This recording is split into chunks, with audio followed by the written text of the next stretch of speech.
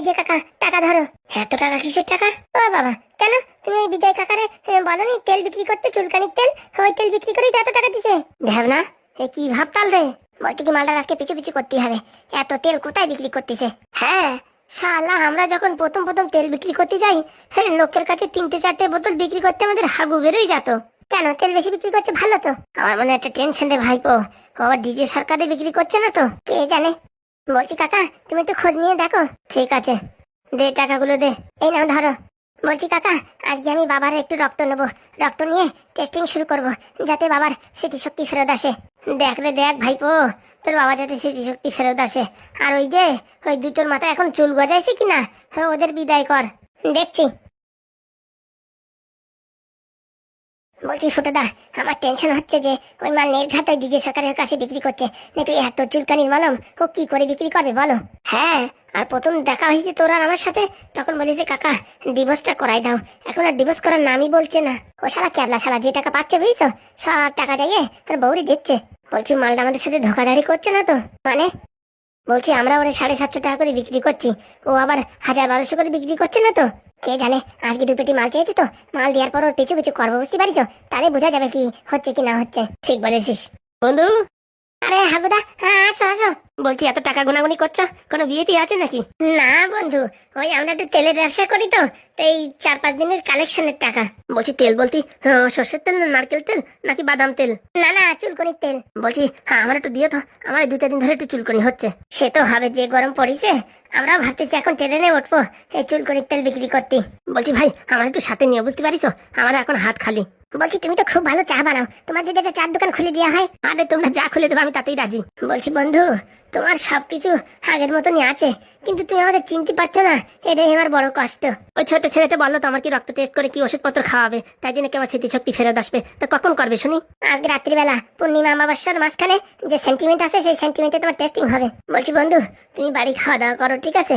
খাওয়া দাওয়া করে একটু রেস্ট করো, আমরা একটু কাজে বেরোচ্ছি। হ্যাঁ, কি কাজ বন্ধু?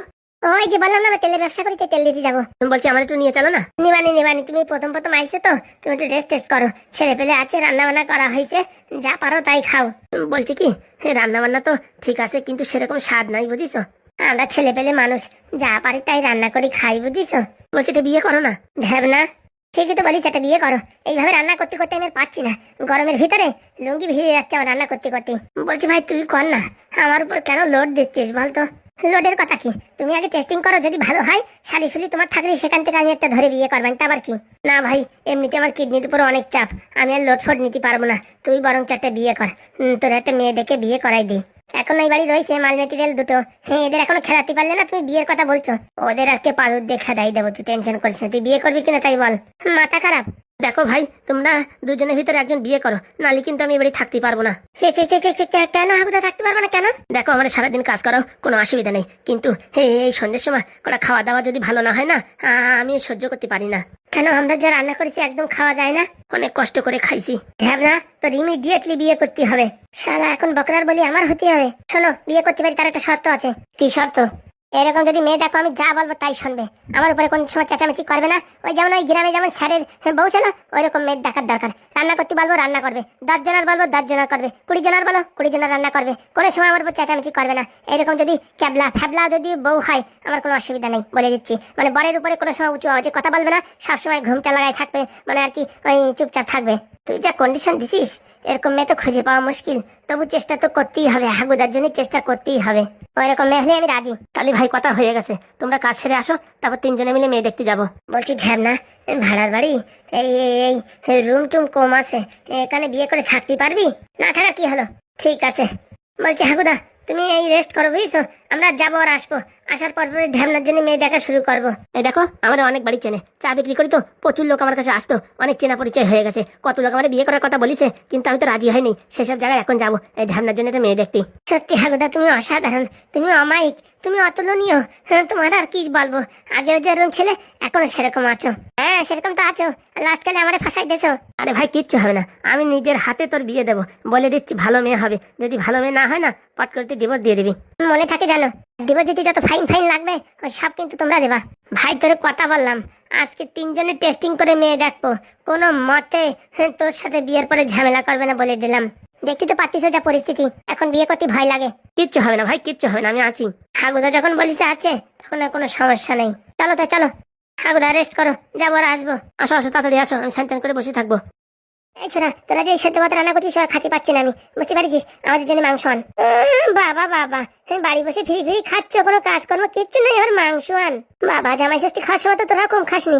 দেখো তোমরা অনেকদিন আইছো, তোমাদের মাথায় চুল টুল গজায় গেছে, এখন পালাও। কেবল অল্প অল্প আইছে, এখন যাবো না, আগে বড় করে চুল হবে তারপর যাবো। দাঁড়াও, পাদুদা আসুক, আজকে তোমাদের হয়েছে। তোদের এই পাদুরে আমি ভাই পাই নাকি? কি এসে রে লাল, এখানে এত চেঁচামেচি হচ্ছে কেন রে? দেখো এই দুটো কি বলছে, বলছে কি আমাদের জন্য বিরিয়ানি বানা, মাংস নিয়ে আয়, এইসব কথা বলছে। বলছি তোমাদের লজ্জা করে না? পরের বাড়ি বসে ঘাড় মটকে মটকে খাচ্ছ, লজ্জা করে না? তোমরা তো ডেকে নিয়ে এসে জামাই ষষ্ঠী খাওয়ানোর জন্য। দেখো তোমাদের কাজ হয়ে গেছে, এখন পালাও। চুল অল্প অল্প আইছে, মিথ্যা কথা বলবো না, কিন্তু এখন আমরা যাবো না যতদিন পর্যন্ত চুল বড় না হয়। ভালোই ভালোই বলছি, আজকে এই বাড়ি থেকে কেটে পড়ো, নয়তো এমন তোমাদের ভাতের সাথে জিনিস খাওয়াই দেবো না, সারা জীবনে চুল উঠবে না। খালি চুল না, ওই যে ভুরু আছে না, ভুরুও সব উঠে যাবে, মনে রাখো।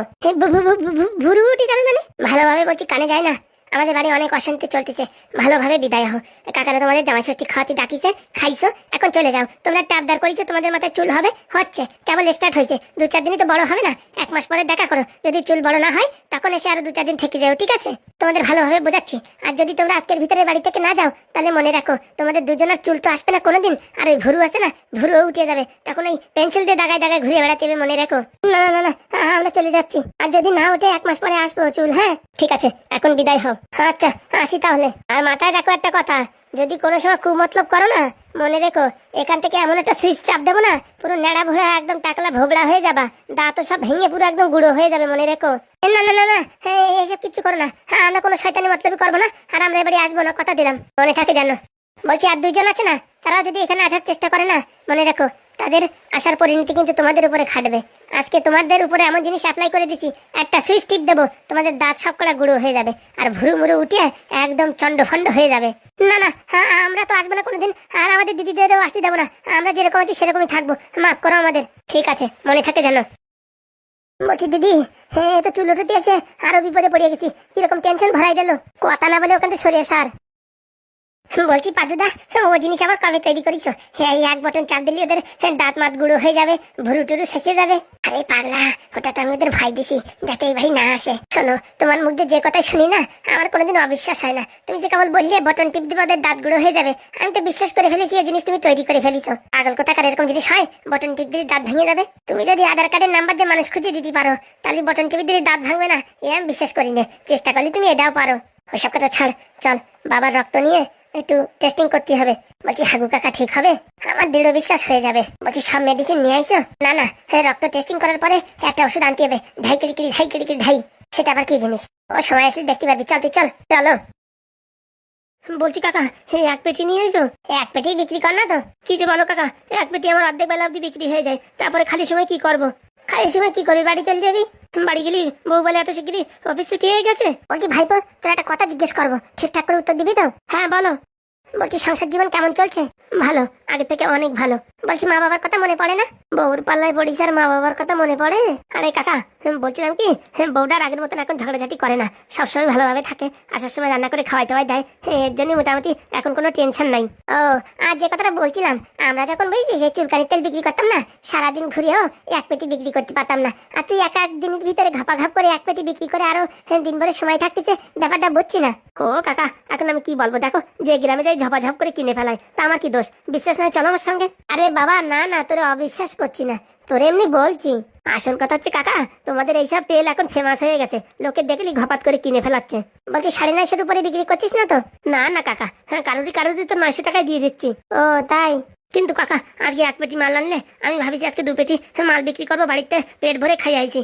বলছি পেট ভরে খাই আসলে গ্রাম ঘুরতে পারিস? ও 10 টাকা 5 টাকা খরচা করে টোটোয় করে চলে যাই এই গ্রামে তো গ্রামে। ও ভালোই তো ব্যবসা শিখেছিস। ওই কাকা তোমাদের কাছে শুনে শুনে দেখে দেখে শিখেছি। বলছি কাকা যাই, এখন বেলা হয়ে যাচ্ছে, বেলা হয়ে গেলে এবার গ্রামগঞ্জে লোক থাকবে না, সব ক্যাটামরিতে ঘুমায় পড়বে, যে গরম পড়িছে। আচ্ছা ঠিক আছে। বলছি কাকা, কালকে এক কাজ করো, কালকে 3 পেটি মাল দিও। 3 পেটি বেচে ফেলাবি? আমার মনে টার্গেট আছে, ভরসা আছে, 3 পেটি পারবো, আর যদি না পারি অর্ধেক মাল বাড়ি নিয়ে যাবো, কালকে আবার বিক্রি করবো। বলছি বাড়ি নিয়ে গেলি তো তোর বউ বুঝতে পারবে যে তুই হকারি করিস, তুই বাড়ি তো বলিস তুই চাকরি করিস। ওই বাড়ি নিয়ে পাশের বাড়ি রাখবো, একটা কাকার দোকানে রেখে দেবো। ঠিক আছে, যা তাহলে। আসি কাকা, লেট হয়ে যাচ্ছে। হ্যাঁ হ্যাঁ যা। বলছি ঢ্যাব না, আমার কিন্তু এরপর সন্দেহ হচ্ছে। তোমার সন্দেহ? আমার তো 101% সন্দেহ হচ্ছে। একটা পেটি মাল নিয়েছে, ভাবিছি আজকে 2 পেটি মাল বিক্রি করে প্রচুর টাকা কামাবো, তা না, এসব ভাল লাগে না। যাই আর কি করবো। বলছি এর পিছু কর তো, এত ফাঁস করে পিছু করা যাবে না। আগে একটু ও দূরে যাক, ওর পিছনে থাকতে হবে, আবডালে থাকতে হবে, সামনে আসা যাবে না। চল দেখি চল। বলছি ফুটুদা, ও তো গ্রামে হকারি করতে যাচ্ছে, তা ও এখানে কি করে? কথা বলিস না, চুপচাপ করে দেখতেই থাক। ঠিক আছে।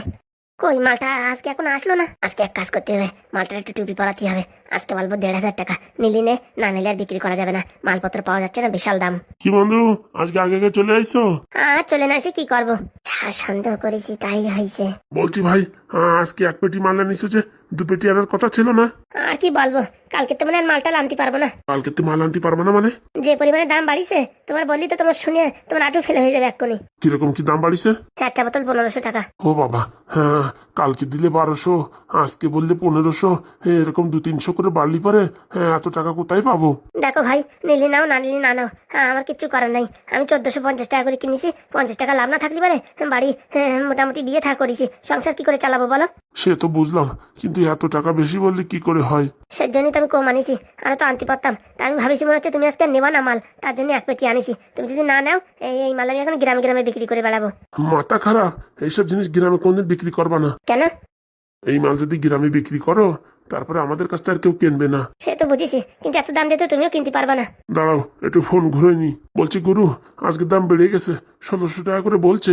আমি বললাম 1500, এ বললো 1600, জায়গায় 100 টাকা কমিশন। খাই খাক বেচারা 100 টাকা, 100 টাকা না খালি পারে কি করে চলবে? আমি তো 750 কিনে 1500 বিক্রি করতেছি, মানে ডবল লাভ।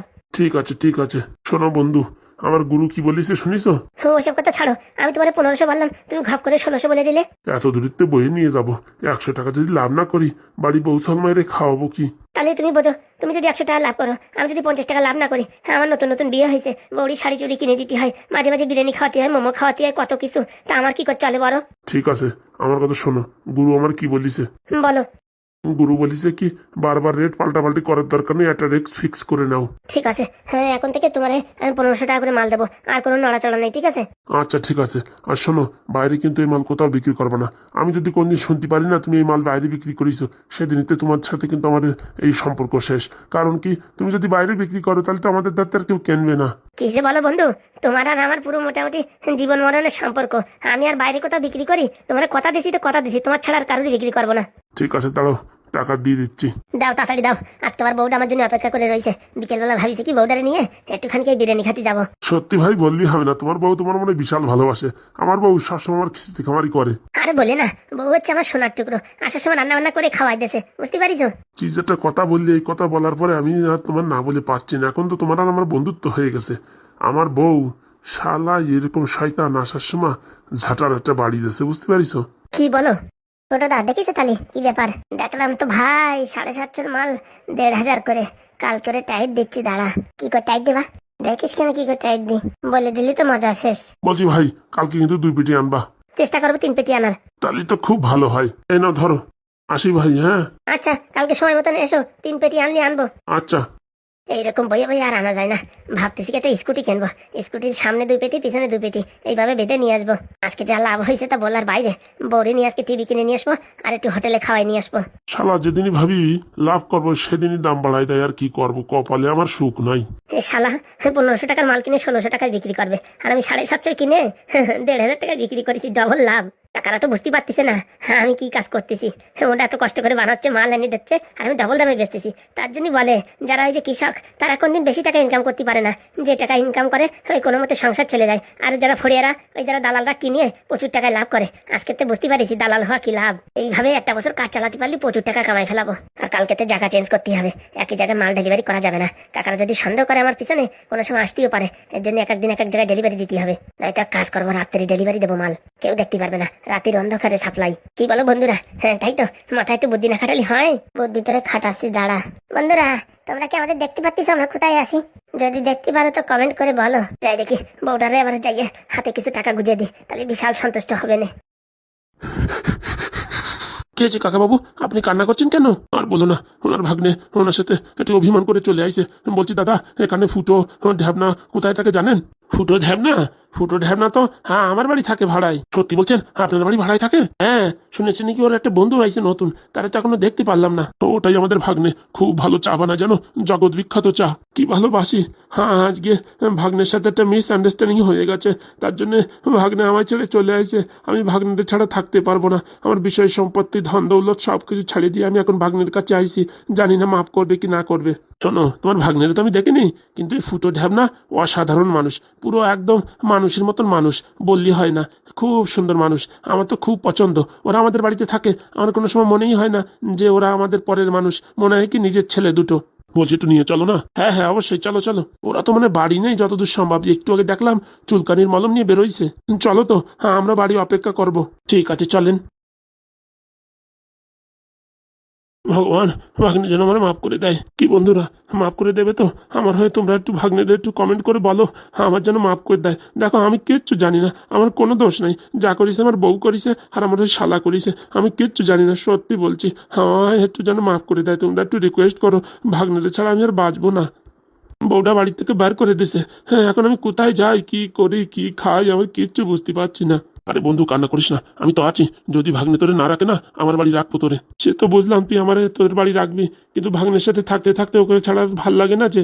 চলো কথাবার্তা বলি, দেখি কি বলে। ও কাকারা, আসো, আবার রাস্তা ভুলে যাবা। আইসি আইসি, চলো। তো বন্ধুরা, কালকের প্রশ্ন ছিল ভাগ্নে কি মামাকে মাফ করবে? তা কমেন্ট দেখো, এত সুন্দর কমেন্ট আর কি বলবো।